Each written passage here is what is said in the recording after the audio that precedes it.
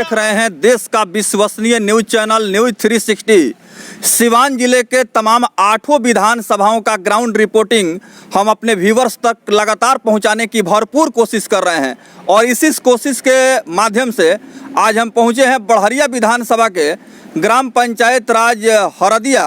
और इस हरदिया ग्राम में आज बड़हरिया विधानसभा से निर्दलीय प्रत्याशी मंटू कुमार उर्फ डॉक्टर प्रोफेसर मंटू पटेल का आगमन हुआ है, जो लगातार जनता जनार्दन के अदालत में पहुंच करके उनसे आशीर्वाद लेते हुए दिखाई दे रहे हैं और साथ ही साथ अपने पक्ष में मत देने के लिए हृदय से अपील भी कर रहे हैं। आइए जानते हैं प्रोफेसर डॉक्टर मंटू पटेल, जो बड़हरिया विधानसभा के निर्दलीय उम्मीदवार हैं, किस तरह का सपना संजोए हुए हैं और जनता इनको आशीर्वाद देकर के बिहार विधानसभा भेजती है, तो प्राथमिकता के आधार पर इनका मुख्य मुद्दा क्या होगा इस विधानसभा के तकदीर और तस्वीर को बदलने के लिए। बहुत बहुत स्वागत है सर आपका हमारे चैनल में। जी धन्यवाद।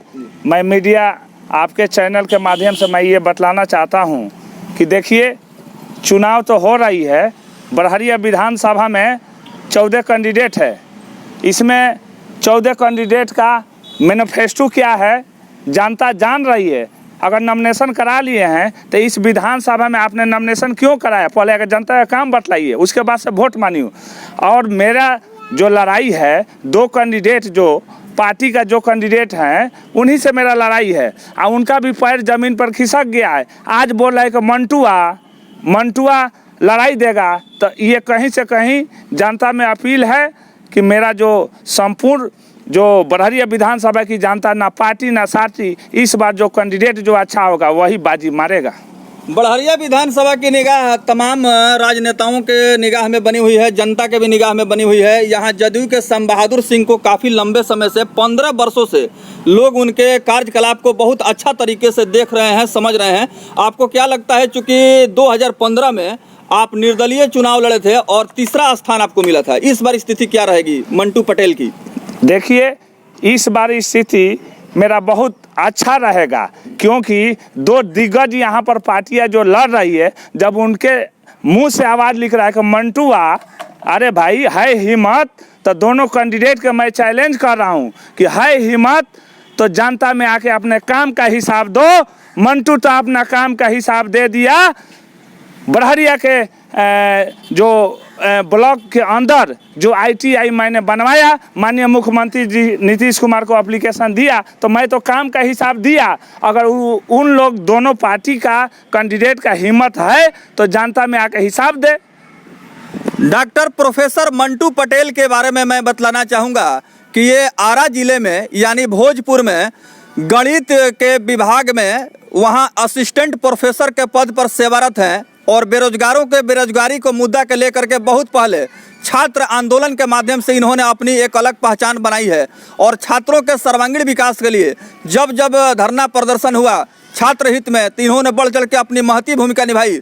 आंदोलन किस तरह का था और स्टूडेंट्स यूनियन का इन्होंने किस तरह से प्रतिनिधित्व किया, इसके बारे में जानते हैं।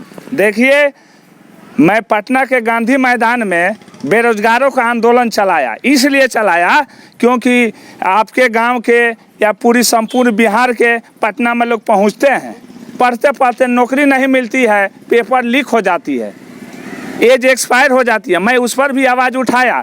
और सबसे पहले अगर आपको नौकरी मिल जाएगी तो बतलाइए, आप डॉक्टर है, इंजीनियर है, टीचर हैं, आपका पेंशन नहीं मिलेगा। अगर मैं विधायक एक दिन के लिए बन जाता हूं, ये मेरा पेंशन चालू होगा। ये दोहरी नीति बिहार में नहीं चलेगी। अगर मैं विधानसभा में जाऊंगा तो ये मेरा पहला क्वेश्चन एराइज होगा कि ये दोहरी नीति हम चलने नहीं देंगे। अब मैं ये भी कहता हूं बड़हरिया विधानसभा में कि अगर मेरे जैसा कैंडिडेट अगर विधानसभा में जाएगा तो पूरा संपूर्ण बिहार में 243 विधानसभा पर बड़हरिया विधानसभा के विधायक और सबसे कम एज का विधायक सब पर भारी पड़ेगा, काम के मामले में, न कि बकवास के मामले में।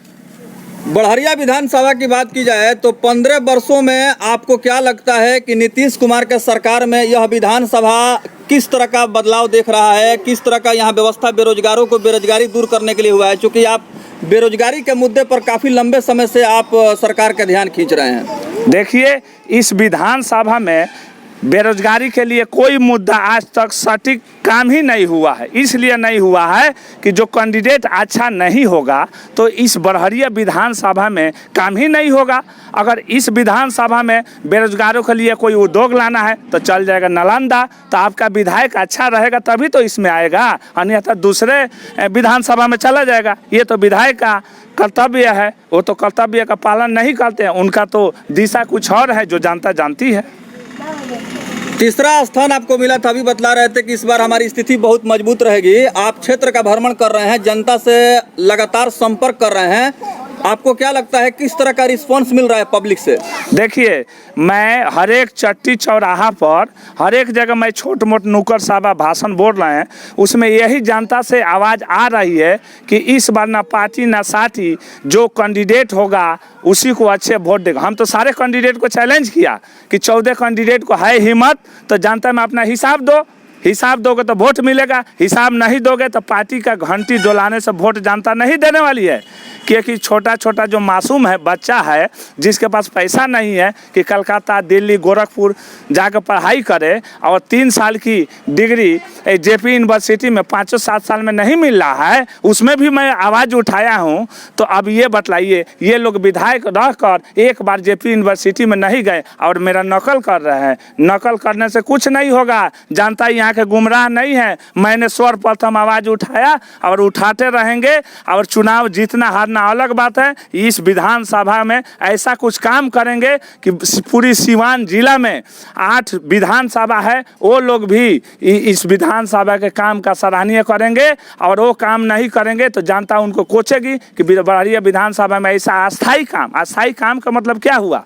यहाँ पर ITI, पैरा मेडिकल कुछ ऐसा उद्योग लगाएंगे कि हम और आप नहीं रहें, लेकिन आने वाला औलाद उसको याद करेगा। उसका वही अस्थायी काम करने के लिए मैं इस मैदान में आया। मेरा चुनाव चिन्ह बैटरी टॉर्च छाप है, सीरियल नंबर 11 पर।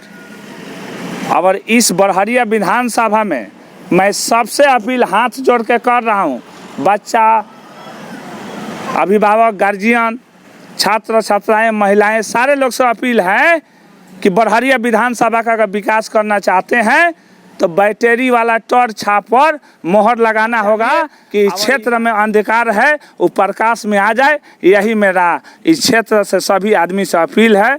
धन्यवाद। इस विषय में हम उनके समर्थकों से जानते हैं। आप लोग लगातार क्षेत्र में घूम रहे हैं, क्या कहना चाहेंगे डॉक्टर प्रोफेसर मंटू पटेल के बारे में?